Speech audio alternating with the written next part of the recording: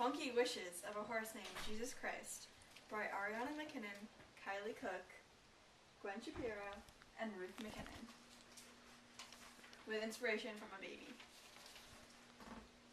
Mary had a little lamb, but it was butt ugly. He had one eye, his ears were oversized, and he needed braces badly. Too bad he was born to a family that only cared about looks. His mother knew that if the family caught sight of the little one, he would be no more. So she ran away with her son. They arrived in Ethiopia after traveling for many months. The sun beating down on their heads, sweat dripping down their reddened skin, dampening their clothes and shoes. In the distance, there was a pond. They went swimming. Maria, the girl, was eaten by a monkey, and Samuel was eaten by a giant fish. In the fish, there was a mysterious jungle of green trees and blue skies. And this fish could see into the future. They saw their... Oh, I'm probably going to have to read this for you. They saw their empire fall. They saw women being raped and children abandoned, eventually by... Should I read it? Maybe. Okay. Here, take over the filming. Okay. They saw their empire fall. They saw women being raped and children abandoned, raised eventually by wolves and screech owls. And how could they live knowing this destitute future lying ahead? They kept their eyes open, depriving themselves even of a nap. And eventually, over time, the species evolved into fish with no eyelids or eyebrows. Ugly fish they were. Should I keep reading? Sure. Okay. But they were pure of heart. They spent their days peacefully circling around each other, swirling and tickling each other. With their positive attitudes and need for school unity, they often fell prey to predator fish. When attacked, they never retaliated, but found themselves being maimed or killed. The mob was known to hunt their kind. They went into a deep hiding. They stayed in a number of hostels and swanky hotels, making their way across Europe. They didn't really have a plan of where they were going, just got away from that place that held so many bad memories. They wanted to start over, fresh, a happy existence. And then it happened. She gave birth. They had hardly noticed her before. She kept hidden. She had been following them for quite some time.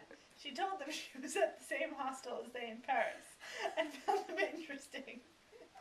They had nothing better to do than follow... Oh, she had nothing better to do than follow them. So she did. Her name was Winona, and she used to be priestess, till she was kicked off.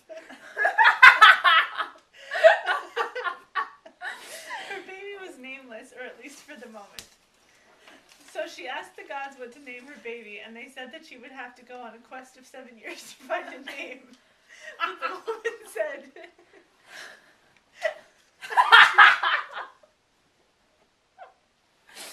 You have to read it. Okay. It's too funny. Okay, so she asked the gods what to name her baby, and they said that she would have to go on a quest of 7 years to find a name.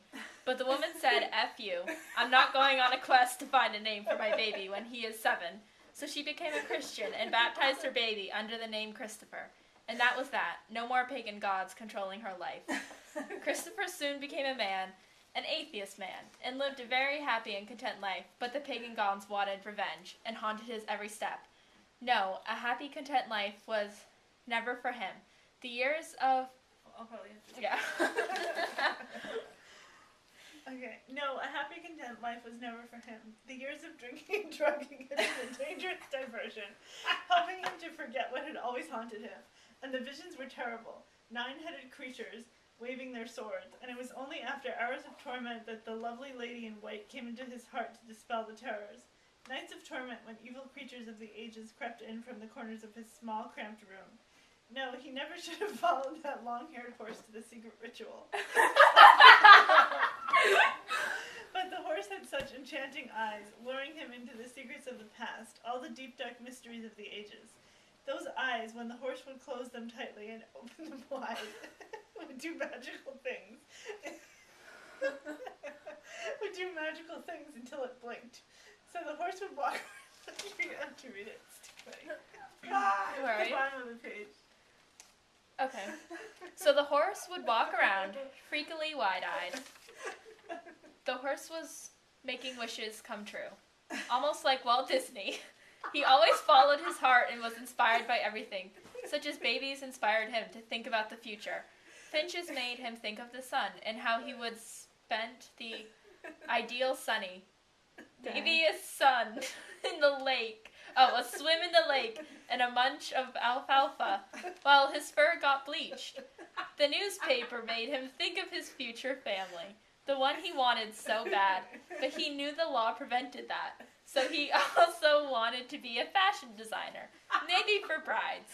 But he wasn't sure. His wife, Clarice, thought that day or night he would always be mumbling and bumbling his secret life, and so she was secretly worried that people in his new job would find out their secret, the dangerous secret that could destroy their lives forever.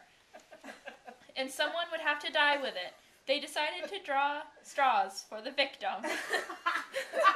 As they assembled, their faces began to pale. There was nowhere to run, nowhere to hide, and their souls were exposed, and everyone now had an equal chance of being condemned to a hellish purgatory.